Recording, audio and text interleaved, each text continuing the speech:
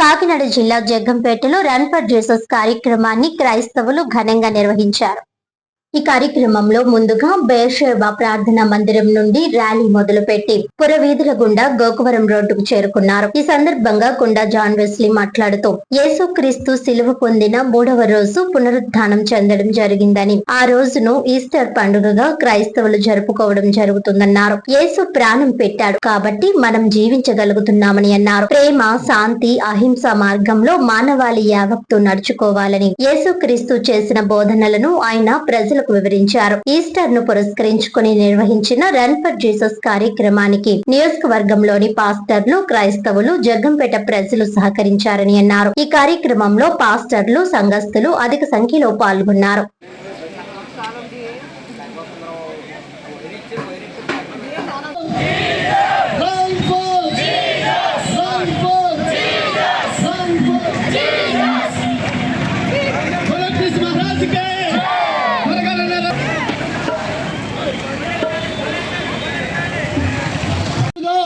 సర్వలోక మానవాళి పాప పరిహార్థం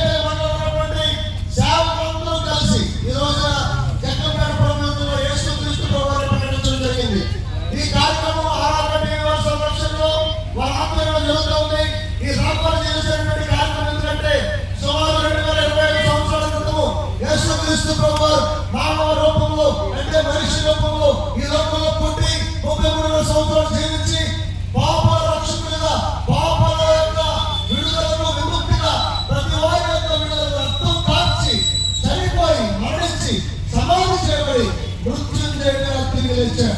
ఆ రోజు ముస్లించుకుంటూ ప్రపంచం అంతా యేసుని పండుగ జరుపుకుంటూ ఉన్నారు. కాబట్టి మేము జగ్గంపేటలో క్రైస్తవులుగా మేమందరం కలిసి ఈరోజు ర్యాలీ నిర్వహించడం జరిగింది.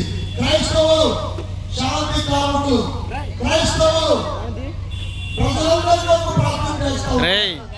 రాజుల కొరకు, అధికారుల కొరకు అందరూ ఆరోగ్యంగా ఉండాలని, అందరూ ఆశీర్వాదంగా ఉండాలని ప్రార్థన చేస్తూ ఉంటారు. అయితే బాధాకరమైన విషయం ఏంటంటే క్రైస్తవులుగా మా మీద అనేక దాడులు జరుగుతూ ఉన్నారు. మా మందిరాలు కూలుస్తూ ఉన్నారు. మా రక్షణ కూడా పోతుంది. సేవకులు కొడుతూ ఉన్నారు.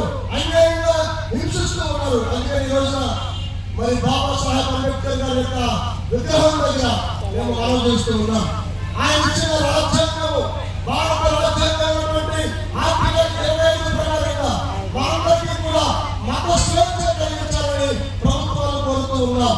మాకు కూడా, మేము కూడా భారతీయులను గుర్తించి మాకు రావాల్సిన హక్కులన్నీ కూడా కల్పించి మమ్మల్ని కూడా సంరక్షించి మమ్మల్ని కూడా చక్కగా పరిపాలించాలని మేము కోరి ప్రార్థిస్తూ